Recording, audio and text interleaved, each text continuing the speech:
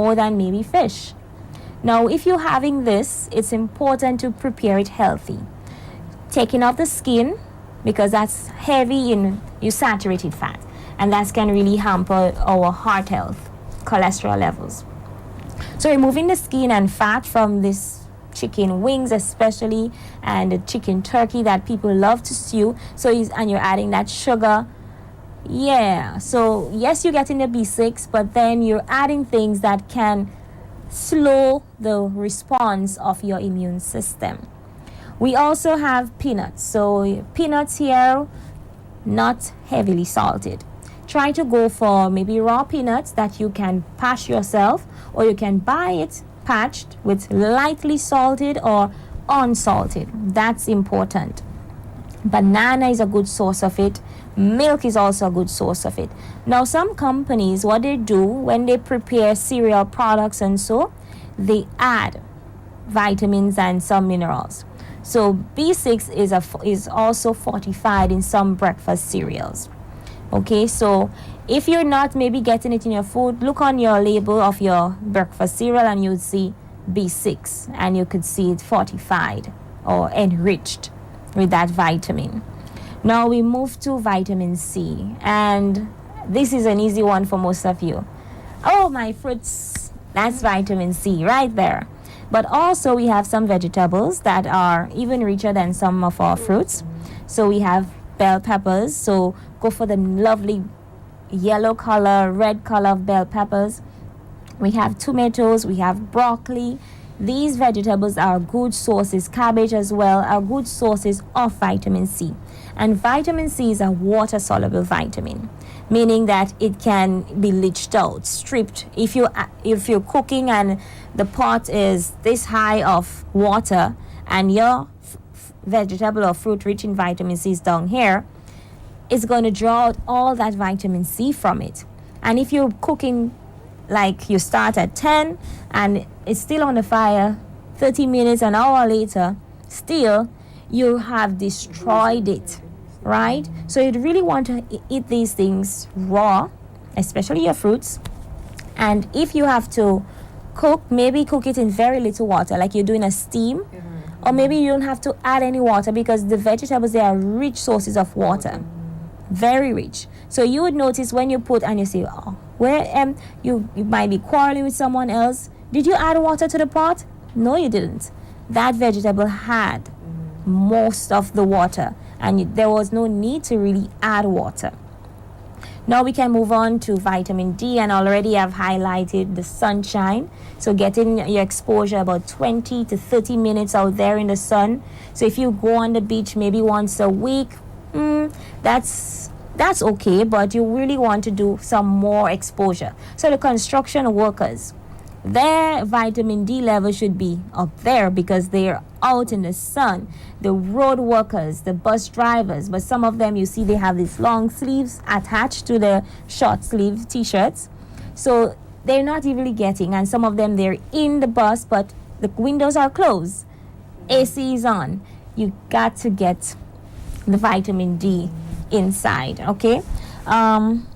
There are other food sources that you can get your vitamin D. So the oily fish, tuna that we have on the market now, people selling them at various prices, it's okay, but try to get your oily fish, mackerel, and try to not go for, if you're doing the salted mackerel, you really want to soak that mackerel, boil it, and remove extra salt in it. What would you, let me interrupt you briefly. Would you caution against too much fried fish? Because which is a popular way of doing fish. Yes, right. So you can fry your fish. Let me say, you can fry your fish. How much oil are you putting? Very little oil. You can just get a color. So if you like to get that nice golden brown color, or if you add turmeric in there and get a nice yellowish brown color, fine. But do not deep fry. Having the oil way above the fish, it's going to soak in that extra fish, in the fish, the oil. So having very little to get that fry, or you can fry in the oven, or you can even try to steam. So some people say steaming, they don't enjoy it, but maybe what you're using. So using our herbs and spices to give that flavor and some lemon, you get a nice salty taste and you can enjoy the fish that way. So please try to do that. It's a healthier way. Yes, a very much healthier. We also have the egg yolk. So if you're eating the whole egg, that's good. But just know the vitamin D is particularly in the yolk of that egg. So some of us, I know, we throw the yolk away. Really? And you may say, I don't want my cholesterol level go up. Well, cholesterol is not really affected by throwing, consuming the yolk. You can eat the whole egg. Because isn't there lecithin in the white of the egg, which yes, so the cholesterol? There is more cholesterol in the yolk. That's where it is. But if you have one egg a day, the whole egg, 3 times a week, your cholesterol will be okay. I know there are some researchers, well, not really research, I'll say, but some people are just experimenting and saying they eat 1,000 eggs a day, every day, and their cholesterol is fine. Now, let us not be those people. Our bodies are made differently. My body is operating this way because of what I eat, because what I've been exposed to as a young child. Your body would react differently. So you can go ahead and do your experiments, but be careful with those experiments, because extra of a particular excessive amounts of a particular vitamin can have some negative effects. So one way the body would try to get rid of it by urinating, diarrhea, and even vomiting. So when you have these symptoms, sometimes you may think you have gastro, but it's probably that you have a reaction to the food that you have too much excessive. Yes, too much vitamin C, too much this vitamin, this mineral. So the body is trying to get rid of it. Now let's move on to another fat soluble that I mentioned with the hair and the skin, vitamin E. Where can I find vitamin E? Now we have avocado is out of season now, and it's also a healthy fat choice. So vitamin E is in that avocado. Now we also have our plant oils. So all the plant oils that we use in our cooking, they are good sources of vitamin E. So enjoy that. Now the nuts and seeds. So some of us, we like cashew. We have almonds, maybe peanuts, pumpkin seeds, watermelon seeds, and you can bake those. So don't throw things away. Some of us, we waste food. Every part of the food can be used. So if you have a pumpkin, and that's vitamin A there, yellow, orange, you can cook the whole pumpkin and eat everything there. The skin can be consumed, rich source of fiber, helping men managing weight, cholesterol levels, blood sugar levels. Then the pulp of the pumpkin can be cooked and eaten. The seeds, they can be removed, washed properly, let it air dry, put it on a baking sheet in a tray in the oven for a few minutes, and that can be your healthy snack for the day. Right? The same way you can do with watermelon seeds. So well, these I just swallow the watermelon seeds. Very good. Right? So let us not waste our food. We have it, but we shouldn't waste it. Now another thing is folate or folic acid, and you may think they're the same. Folate is the natural form. So folate is found in foods. When we say folic, if you say my doctor put me on folate, no, your doctor put you on folic acid. That's a synthetic form. That's what we get from pills. That's what we get fortified in foods, folic acid. Folate is the natural ones in foods. And the foods will be the leafy greens, like right? Lettuce and so on. Lettuce, cabbage, callaloo, that we put in our oil down. Yes. We get it also from our dried peas and beans, the pigeon peas, and in Carriacou it's still on. People have pigeon peas, so you'll be going by a restaurant or home, you get a pea soup, you get a rice and peas, you get some stew peas and rolled rice, and that's there. So you're getting your folate from that and not folic acid. Just remember. Let me ask you about pigeon peas. Yes. Are there different nutrients if the peas are fresh as opposed to when they're dried? Yes. So the dried peas and the green peas, when we have because the dried one will be as a vegetable. When it's dried, we have it in the legume group because it has more protein compared to the green one. So there will be potassium, and the potassium levels might be even more in the dried one. So, people with the kidney disease, we ask them, to limit or try to soak based on the stage they are. They can have X amount on a daily basis or on a weekly basis. So maybe once for the week, and no meat at all based on, the creatine levels and the stage of the kidney. So yes, there is a difference in the nutritional value. So what are the green peas rich in? So we have The carbs, green peas, we have some potassium, we also have fiber, right? Magnesium is there, phosphorus is there, and these things, they help in development stage. We help in hardening of the teeth and the bones, right? Managing contraction levels. So if you find you're cramping a lot, you're not having those minerals in your diet. If you find your blood pressure levels are always high, you're not having enough of the potassium and magnesium and the calcium that's found in that. So you need to eat maybe more often if you don't have kidney disease. Yes. Okay? Yes. Now we have just a few. So the fish and other seafoods, they have good sources of selenium. We have some people, the fish oils, yes, but mostly our fish. So some like the small fish, some like the big fish, some like fish with bones. It doesn't matter how you like your fish. Once you're having fish, that's all important. The raisins, some of us put it in cakes only at Christmas time. Some of us have it at breakfast in the cereal, yes. Some have it as a snack or in a trail mix. When you buy the packet nuts with all those mixed, you can make your own snack. So the pumpkin seed I mentioned, the raisin, a few of it you can use, and some nuts, and there you can have a good combination of minerals. So healthy mineral mix, you can say. My mineral boost for the day, my mineral snack. And lastly, we touch now on spices. As the Isle of Spice, where everything should be nice. Ginger.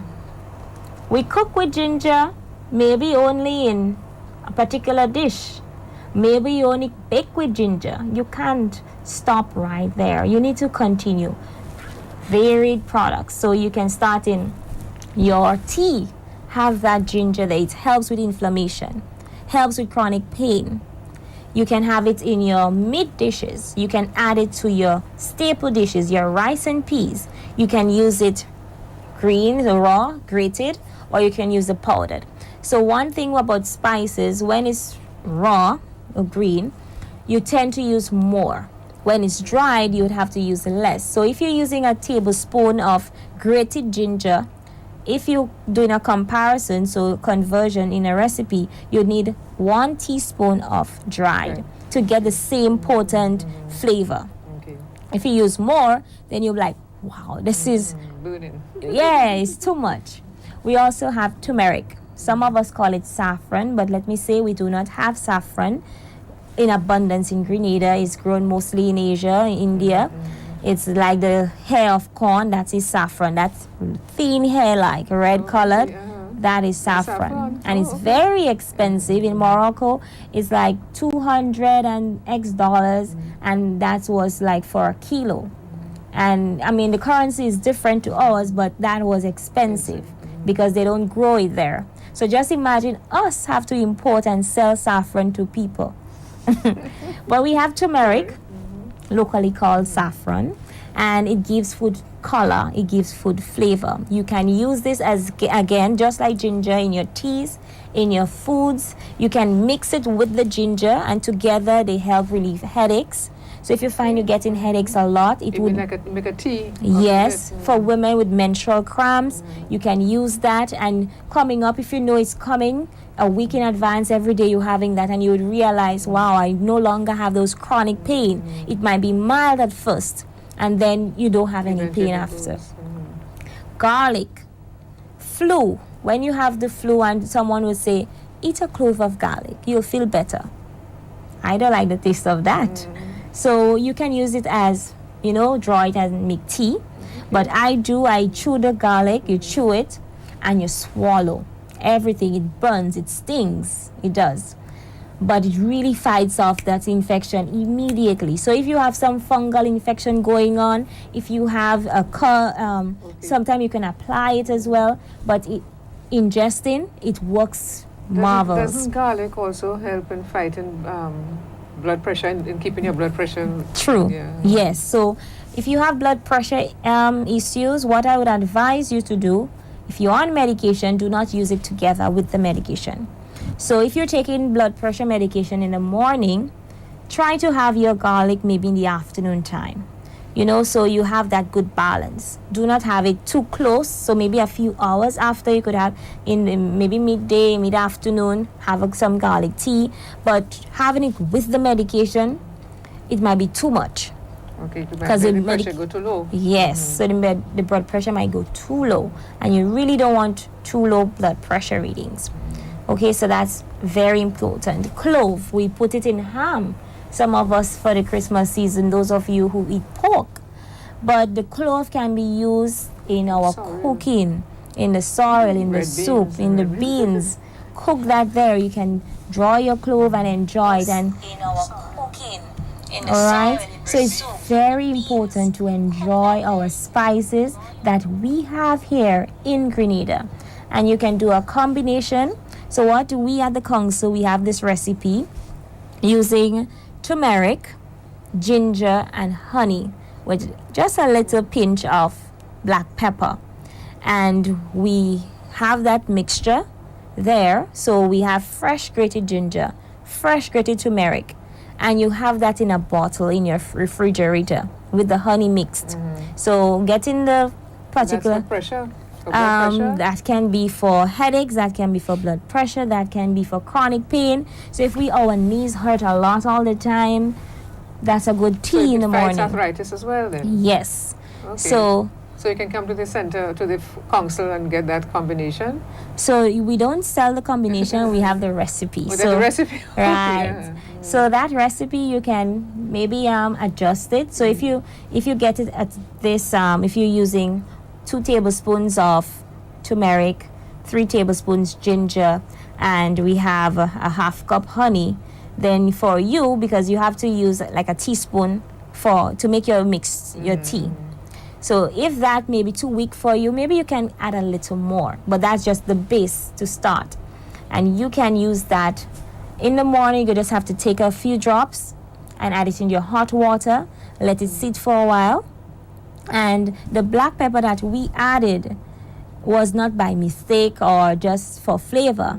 It was added there so the curcumin, that's the compound in the turmeric, to help the body absorb it. Very good, yes. So I have heard that, but yet when I see turmeric capsules, very few of them have black pepper in them. So if you take from one of those, is your body absorbing the turmeric as it should? Okay, so the black pepper? Yes, so it's different from the natural source to the synthetics, those they are making. So those capsules, what they do, how they make them in a way that the body can easily absorb it, right? So you may have a problem of absorption, so you would have that capsule that can help you, right? Same as for some people eating a particular food, because part of their colon is not, their intestine is not working, and that zone for absorption is not working, the capsule might help, or intravenous giving you through your veins. Okay. I've also heard of a combination for blood pressure, which is honey, apple cider vinegar, and something else I don't remember right now. Maybe garlic, I remember. Okay. But what are the nutritional value? What is the nutritional value of apple cider vinegar? Okay, so apple cider vinegar, as you hear, vinegar, an acid base, but it has shown to really help with a varying forms of illnesses, even weight loss. You see people take that apple cider. So, and you may think, okay, it's apples, I love apples, so let me have this apple cider. But if you're having this for the first time, it's very strong, and it can be very, caustic and so on. Mhm. right, disturbance for the stomach lining and so you need to mix it, start small. So for an 8-ounce glass, you'd want to start with a teaspoon mixture. See how and start for a few days, weeks, until you can increase, because you would see online they're giving you a portion to go buy to get results for blood pressure, weight loss, particularly weight loss. They're pushing it towards. So that's better. I want to change the subject slightly before we take a break and go back to the group of fats. I know that there may be some parents who feel that it's okay to give their young children skim milk. But you did mention that the brain needs Fat. a certain amount of fat for its development and so on. So what advice would you give to parents who are finished breastfeeding their children? I mean, we learned when I was growing up, milk is a very important food for growing children. Yes. So I just want to say something on that. Okay, so for parents, Full cream. yes, you need to feed your child well. And if you're thinking about milk, the use of full fat milk is the best one for the growing children. Now, as a child gets older, right, in their teens, in a young adult, as a young adult, then you don't want to go, skimmed or low fat, because then you're thinking about other issues that may come along. But children, with their development, with their brain, and they need the fat, full cream there is very important, because when you think skim milk, less in fat, and the chances are they increase the sugar content. So the child will be getting a lot of sugar, and you see children coming down with diabetes, they're being overweight, and you're wondering why my child is overweight or obese, having extra fat for their age and height. Is because of the added sugars they put in these foods. Now, with the full cream milk, there is a good balance. So the sugar is there low, the fat is there in good portion, and the calcium and the other minerals in good portion, compared to the skimmed and the low fat that they stripped most of the fat that the child really needs, and they added some sugar, because fat is very tasty. Okay. And when you remove fat, you have to put sugar to put that taste back. Sugar is tasty as well and can be addictive. Oh, yes. Yes. All right? Children love sweet things. Full Most fat. children. Anyway. Yes. Yes. Full fat is the way to go. Oh, we've had a lot of information shared by Charisse. And it means we need to take a little break, right? So all that she said to us can sink in. But overall, it's the importance of eating the foods that will give us the chance to develop our immune system. I suppose you could have a situation where things are unbalanced. You could have too much of one, less of another. But we'll talk about that when we come back. Okay. So keep looking, listeners and viewers. We will be back with you very shortly.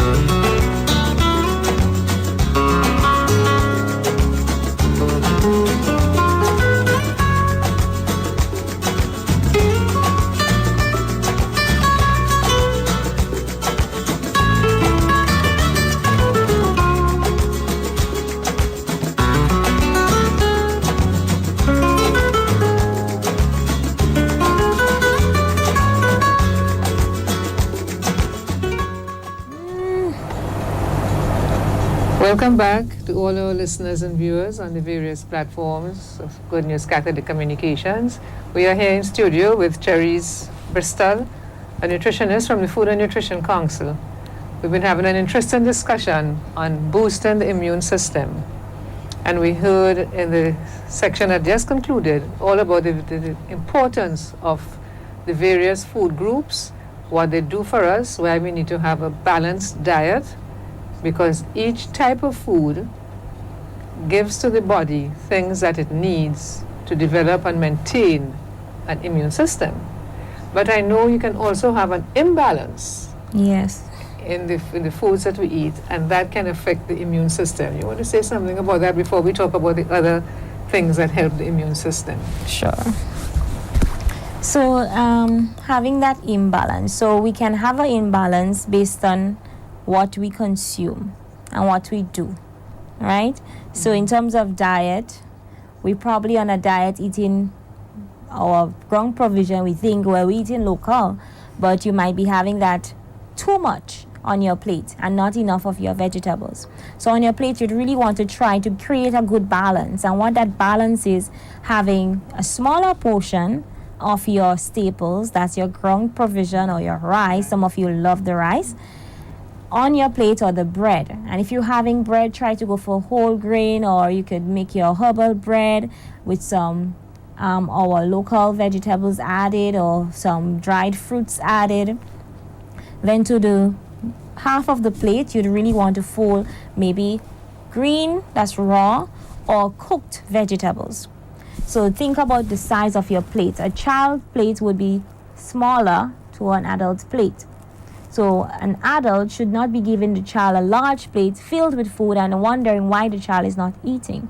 You're stretching that child's stomach, right? Because their stomach is so small, and if you force, when the child goes to school or to a neighbor's house or family house, and they feed them a child's portion, and the child, I'm hungry, I need some more, because there's that space, right?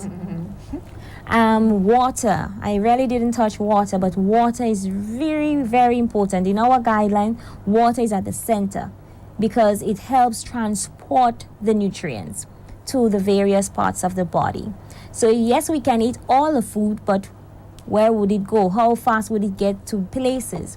We need that water. So eating your meal and waiting maybe about 20-30 minutes after, when it's partially digested, drinking some water, and if you have to drink any juice, maybe 100% juice that you squeeze, but hardly we have that in Grenada. People make flavored water, I would call it, with lots of water. Lots of sugar, right? And you don't get much of the vitamins there. But it helps to transport, helps cushion the joints, helps in managing blood sugar levels, helps in cleaning the body. So when you look at your urine, is it clear as water? Maybe you're drinking too much. You're overhydrated. Is it pale yellow? Yes, you might be well hydrated. Is it dark yellow? You need to drink some more, right? Because you're on your way, to dehydration or so. Now, meat. If those of you who like, you're not having any problem with meat, then maybe a portion, the palm-sized portion on your plate, that quarter part, you'd want to have your meat, your piece of fish. Remember, removing skin and fat. Very important. Sit and enjoy your meal as a family, as we have that part of our guideline. This is important, where we share values, share, things that happen during the day, so you get to know each other. Because when you sit and you talk about someone and you say, well, my husband, I don't know that about him. My daughter, you sure? She likes apples? She likes bananas? No, I thought she liked cherries. So you sit there and you learn things about each other. So that's really important. Now, to come back to the imbalance in the diet, I'm assuming that one of the reasons that children become obese, which leads to, of course, adult obesity, comes from an overeating of certain foods. Am I, you want to say something about that? This is not the only reason. Right. So obesity, the World Health Organization now has it as a disease. So if you're obese, you have a disease, right? And why it has been seen as a disease, because of the problems they're seeing occurring with other related conditions, heart disease, cholesterol, diabetes. Now, what happens? We have an imbalance. So what we put in is more than what we're giving out. So the calories we eat, so if we're eating 3,000, I'm not sure if you eat all that, but let's say 1,500 calories. And you're only giving out 100 calories. And you're doing that every day. Over time, you would build and build. So if you're less active, the food is not being used, because you remember we're eating for energy. And our energy sources are carbs, protein, and fat. The three main healthy. And alcohol it provides calories, but is not a healthy option in excessive amounts. So it's the carbs, the fat, and the protein. If we're eating these things, especially carbs, and we're eating heavy at night, feeding our children late at night, and they're ready for bed, that food is going to stay there. It's going to be stored as fat in the different parts of the body, in the liver, in the muscles. And we're seeing you're putting on weight, you're looking nice, but over time, months and months coming, wow, you have a problem, So it's important. Salt is another issue that causes weight gain. Sugar. So if we're having these things, salted food, salted meats, the canned foods that are laden with salt, hidden some of the names there, that can really affect our weight. So if you want to lose that weight or maintain a healthy weight, reduce. A teaspoon of salt is recommended a day for an individual. Children, even less. Now, that teaspoon has 2,300 milligrams of sodium. And what do we use in our cooking? We add the packet seasoning, they have salt. We use the salted meat. Some people, they do say they put salt after, cooking. Some people say they don't. And they don't measure, so they shake. Right, yes. So you're using more salt than the body actually requires. That's correct.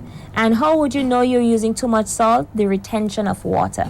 So you gain weight. The body is trying to holds it back. And you might see some people have the edema, the swelling of the food. So if you press and hold for 3 seconds, release, you'll see a dent. And that means you have to cut back on your salt intake. So could we assume then that it's likely that people who are suffering from obesity have a compromised immune system?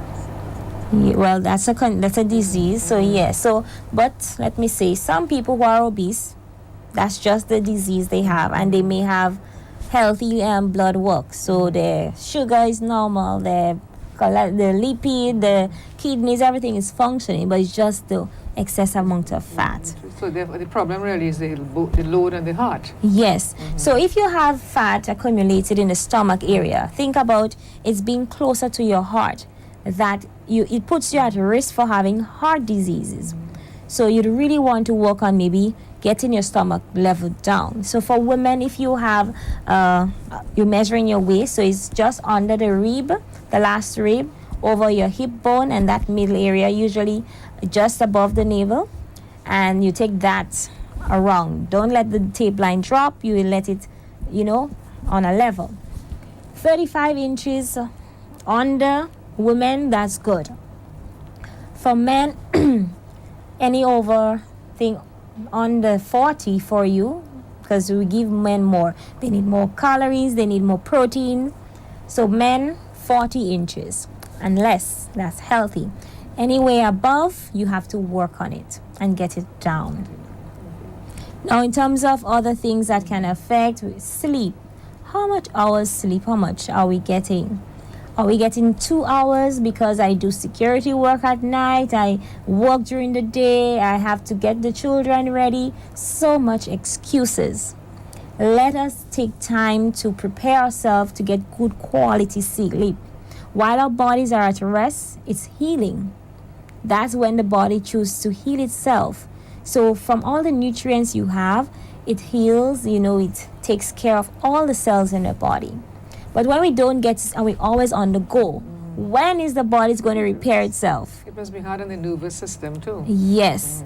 So we need to, if we like sleeping in the dark, try to get your lights off. try to get maybe dark curtains so you won't have too much light coming in. And try not to drink too much liquids in the night, because that might have you waking to use the toilet. When you just before, if you have phones, leave the phones away from the bed or close to you. Have it all away, far away. No TV in the bedrooms. Now we have people, every child, family member, they have their own TV in their room. They look at the TV. So you're not going to get that quality sleep. So you need less distractions before bedtime. If reading helps put you to sleep, you can do reading, but try not reading from your phone that emanates light, because you really want to prepare the hormones to get you to sleep and good quality sound sleep. So for children, you need about 10 hours, 11 hours.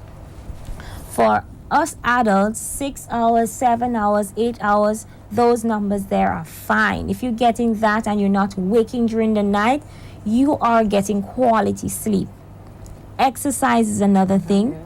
If we're active every day, we get our body moving. We get things where they should be going. And we just have our heart pumping, so the body is pumping blood through, the heart is pumping all that blood through the body. How much is needed? How often? If you're not an active person and you only do house chores, what you can do, try very small. Once a week. Start with 10 minutes. Find out from your doctor, can I do this exercise? What can I do? How long can I do this for? So consult with your doctor first. But the recommendation is 30 minutes a day, 3 days a week, or to 5 days a week. Some of us already 7 days a week, and they would tell you how they actually feel about themselves. So I have some clients that they say, well, they haven't been exercising, and then they started. Oh, I feel much better. I feel alive. My skin feels better. I look better, and they sleep better. You even sleep better when you exercise. And your immune system is dependent on exercise, diet, and sleep. And remembering water as well. Let's go back a little bit before we conclude. We spoke about the various spices and herbs. Is there any caution you want to give to the use of these spices and the local herbs and so on, in terms of how do we know how much is right for us? Right. So for each individual, we have different needs and different amounts that you should be having. So a child they may not need as much as an adult. Their body cannot handle that. And remember, they're still developing, so they cannot remove anything excessive, if it's not for them, efficiently. So your child might be in the ER, your child might be frequently visiting a doctor, so try to go easy. Now for adults, different sized persons require different amounts of herbs, different amounts of spices, and it can affect the body. So yes, the herb is nice, the spice is good, but having excess amount can also have some damaging and harmful effects on the body. So you can consult a herbalist or someone that studied herbs and spices to really give you an idea. How much should I take for my body weight, for my age, for my health status? Because sometimes you have a current condition, and having too much of this can really affect you. Now, there's nothing as like not enough. So you might have too little, right? Not much at all, but too much can be much harmful than too little. Okay. Well, listeners and viewers, we've really had quite a lot of information shared this morning in terms of how we can best boost our immune system. And as Charisse has pointed out, of course, largely through nutrition, but also through sleep and exercise, real good sleep and regular exercise. She stressed to us about the importance of drinking water, because some people don't drink much water. Some people actually don't like drinking water. So you can flavor the water if you don't like. And what I have found too is that sometimes when you think you're hungry, if you drink a glass of water, the hunger pangs go away. Very true. So it's really a good way of keeping your weight under control, you know. And for us ladies who have this problem with this belly fat, she also reminded us that, you know, we need to also try to control that, keep a waist size of 35 inches or less, which is what's the recommended amount, right? You know. So we have a lot of information. I would also suggest to all our listeners and viewers that if there are any areas that you want to get reminded on, you want to clarify, the Food and Nutrition Council is always ready to assist. You find Charisse based there. Do you do field work as well? Yes, so we have officers, we do surveillance, right, monitoring the children. So we have some children, they have, you know, low weight, birth weight. So we visit them and monitor them and see their progress. And if the families can't afford feeding the child right, we provide a small hamper monthly so they can get the foods that they really need to get there. And sometimes the mother, because she's breastfeeding, she would need the food as well. So we give the parents that. We work in the communities, in the clinics. We do education sessions there, nutrition sessions. We do training. So if you want to learn how to prepare certain dishes, we do that training with children as well as adults. We also go to the homes, the geriatric homes, and monitor the people there. We do the school visitations as well to ensure that the cooks there are preparing healthy meals for the children. We've provided menus, and we've been working with the Ministry of Education to ensure that these people are well equipped. We've done training with the daycare centers as well, the cooks there, to ensure that everyone has the same menu for the different age groups. How much is given to each child of different ages, and we're doing, you know. You're doing. So you see how important nutrition is, and the work of the council is to be commended. And remember, our good health begins from the time actually we're in the mother's womb. Very true. Because the pregnant lady has to feed herself properly. Otherwise, the body will take from her what this baby needs. And as a result, if the mother is malnourished or not taking enough milk or what have you, you know, you suffer the effects of it rather than the baby. And then, of course, we have to be careful with our babies that we, as Sherry's reminded us, breast milk is best. But sometimes there are problems. It's not, some women do have difficulties in breastfeeding their babies. But then there are also ways and means in which you can make up for that. So throughout the life of the child, as she says, a good balanced diet, full cream milk for young children, not skimmed milk. And please don't encourage them to be snacking on unhealthy packaged and processed snacks. They don't do anything to help the nutritional development. And let me say something child. there. Yes. So children, they don't they were not born with a particular taste. My child was born for cheese sticks. My child was born for this particular food. No, they acquire it. So what you need to do, introduce healthy stuff, healthy foods at a young age, so they can grow towards that. Because if you notice, some children, if you give them a candy, oh, this thing really sweet, what is this? Because their parents did not, you know, introduce that to them at a young age. So they may have it maybe occasionally. But a child that was introduced to these sweet foods, salty foods, they would always be craving. And if you introduce some pumpkin or some callaloo, they'll be smashing the plate down because they're not used to this. Right. Yes. Because, and children tend not to want to eat vegetables. But if a parent insists, you know, they will get accustomed to eating it. Yes. They can choose to stop eating it when they become a teenager. That's okay, but you have given them a good start in life, and they eat with their eyes, so make it colorful. Yes. You know, and it really makes sense to have healthy children and for us ourselves to remain healthy, because otherwise we spend too much money at the doctor's office. True. You know, and as Charisse pointed out, where we can get local things, you know, use that before we go to the manufactured items. So I'm hoping that listeners and viewers, you have really benefited from this morning's program.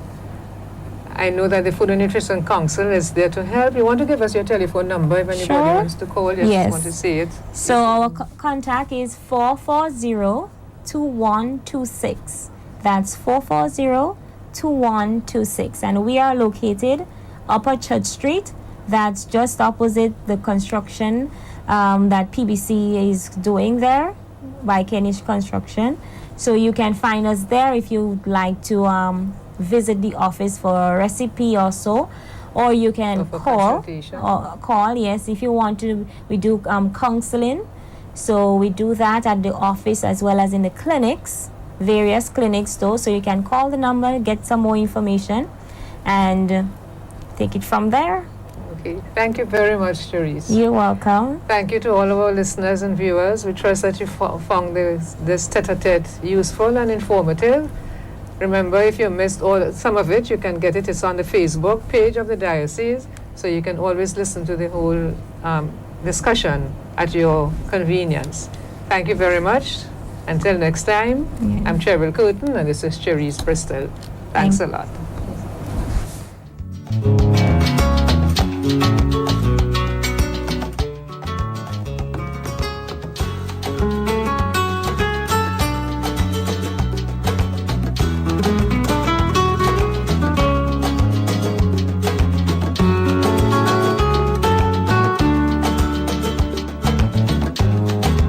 you.